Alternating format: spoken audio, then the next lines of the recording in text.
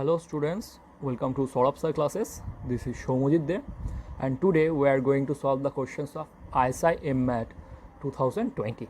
Let us begin with the question number 1. This question came from real analysis. The question says that let Fn be a sequence of continuous real valued function on closed interval 01 converging uniformly on closed interval 01 to a function f.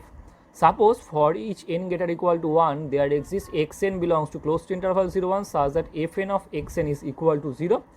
Show that there exists a x belongs to closed interval 01 such that f of x is equal to 0. Now just observe the given facts. They give us that fn is a sequence of continuous real valued function which converging uniformly to a function f. Okay. And for each n belongs to natural number, we get a sequence xn in closed interval 01 such that fn of xn is equal to 0.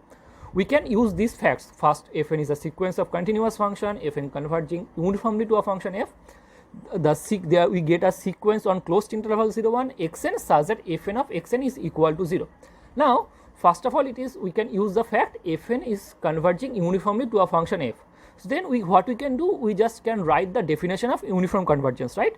So let us start. Let epsilon greater than 0.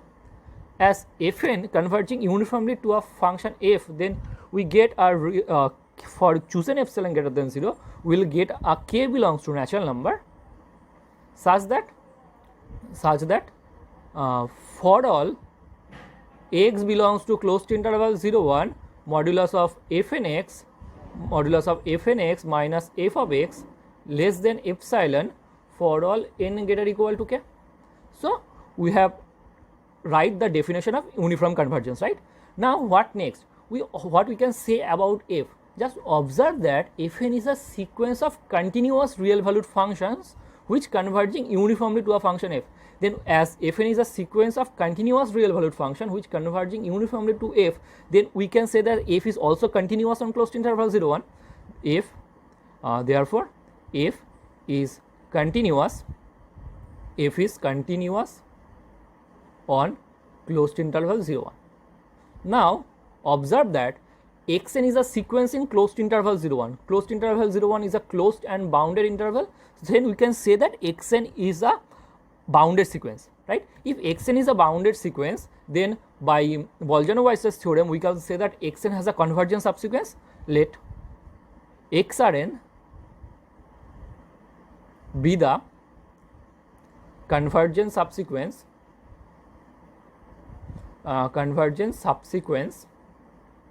of xn, and let limit n tends to infinity xrn is equal to x. Now observe that xn is a sequence in closed interval 01 which is a closed interval which converging to a point x, then x must belongs to closed interval 01 as this is a closed set. So we can conclude that x belongs to closed interval 01. Now observe that f is continuous on closed interval 01 and xn is a sequence in closed interval 01 which is converging to x. Okay, then by sequential criteria of continuity we can say that then limit n tends to infinity f of xrn is equal to f of x. Okay, we actually can say that. Let it be our number 1. So from 1 we can say that for all x belongs to closed interval 01 modulus of fn x minus fx less than epsilon, but when n greater equal to k. That is, we also can write this for all x belongs to closed interval 01 minus epsilon less than, we also can write this as fx minus fn x less than epsilon for all n greater equal to k. So we also can write this for all x belongs to closed interval 01 fn x minus epsilon less than fx less than fn x plus epsilon for all n greater equal to k. Now this let it be our 2. Now 2 satisfies for all x belongs to closed interval 0 1. Then we can put xRn, as xRn is also belongs to closed interval 0 1, put xRn. So we can write Fn of xRn minus epsilon less than fx less than this is not fx, this is our f of xRn less than Fn xRn plus epsilon for all n greater equal to k. Now observe that as xRn is a subsequence of xn, then Rn must be greater equal to n. So therefore when Rn greater equal to, we can say that Rn greater equal to n, and for all n greater equal to k, we can say that this satisfies, right? So we actually can write Rn in place of n. So we are writing f of Rn xRn minus epsilon less than f of xRn less than Frn xRn plus epsilon for all Rn greater equal to k. We already have written that. Okay. Now observe that this is our, let it be our number 3.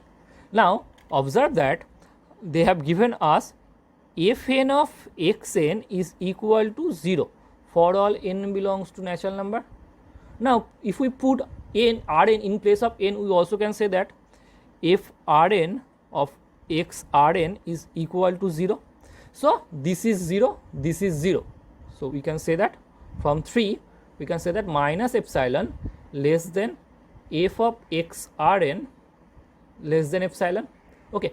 Taking limit as n tends to infinity, we can write that minus epsilon, if we take the limit, it is less, it will become less equal to limit n tends to infinity f of xRn less or equal to epsilon. Now the value of limit n tends to infinity xRn is f of x. So we can say that minus epsilon less or equal to fx less or equal to epsilon. So we can say that modulus of fx less or equal to epsilon, and this hold for each epsilon greater than 0, as we have chosen epsilon greater than 0 is arbitrary. So hence we can conclude that fx is equal to 0. This is our required x, and this completes the proof. The second part, they are saying that give an example of a sequence Fn of continuous real valued function on closed 0 open infinity converging uniformly on closed 0 open infinity to a function f such that for each n greater equal to 1 there exists Fn belongs to closed 0 open infinity satisfying Fn of xn is equal to 0, but f do not satisfy this f of x equal to 0 for some x belongs to 0 infinity. First of all, forget about the construction of example, just feel the essence of this result. They are saying that just tally this a and b, everything is same except this condition here, where we choose the sequence in closed interval 0 infinity 0 1, which is closed and bounded interval, and in b we have to choose the sequence, we can choose the sequence from closed 0 open infinity, right? Closed 0 open infinity is again a closed set, but this is not bounded. They are saying that there exists a counter example if we lose the boundedness condition. The boundedness condition is so essential for this result. Okay, they are silently says that there exists a counter example if you lose the condition boundedness. Okay, now let us construct an example. Okay, first of all we have to choose a sequence of continuous function which converging uniformly to a function f on closed 0 open infinity, right? Suppose, first of all, let me choose a continuous function f of x which has no 0 in closed 0 open infinity. We are choosing a function f of x which has no 0 in closed 0 open infinity, but which is continuous in closed 0 open infinity, right? So I am choosing the function fx equal to 1 by x square plus 1.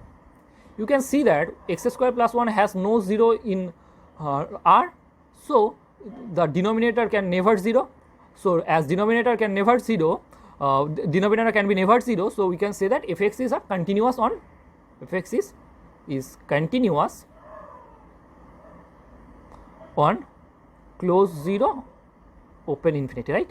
Now I am constructing f1x as 1 by x square plus 1 just minus 1 by n. So this is our construction of the sequence of function f(n)x. We choose a sequence of function f(n)x as 1 by x square plus 1 minus 1 by n. Now I am saying that it is sufficient to show f(n)x converges uniformly converges to fx on closed interval 0 infinity. Now let us proceed. Just a second. Yeah. Okay, it goes. Okay. Now let x belongs to close 0 open infinity. Okay. Then limit n tends to infinity f(n)x is equal nothing but 1 by x square plus 1. So this is our fx. So we can say that f(n)x converges to fx on close 0 open infinity pointwise. So this is a pointwise convergence, pointwise. Now we shall show that f(n)x converges to fx uniformly. For this, let mn equal to supremum of x belongs to closed interval 0 1 modulus of f(n)x minus fx. So this is a supremum of closed interval 0 1. The value of f(n)x is 1 by x square plus 1 minus 1 by n. The value of fx is minus 1 by x square plus 1. So this is supremum of x belongs to 0 1 1 by n. You can see that this is not a function of x, so we can say that this is nothing but 1 by n, and which tends to 0 as n tends to infinity. Okay, so we can say that fn converges to fn converges to f uniformly. Okay, now f(n)x is equal to 1 by x square plus 1 minus 1 by n. Put f(n)x is equal to 0, then we can say that 1 by x square plus 1 minus 1 by n is equal to 0. We can say that 1 by x square plus 1 is equal to 1 by n. It will imply n equal to x square plus 1. It will imply n minus 1 equal to x square. The value of x is equal to root over of n minus 1. I am taking the positive value which exists for all n greater equal to 1, right? Now choose the sequence, choose xn is equal to root over of n minus 1, where n belongs to natural number. Now so we can say that fn of xn is equal to 0. So fn and fn(x) is also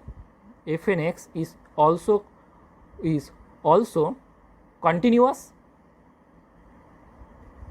on close 0 open infinity, which converges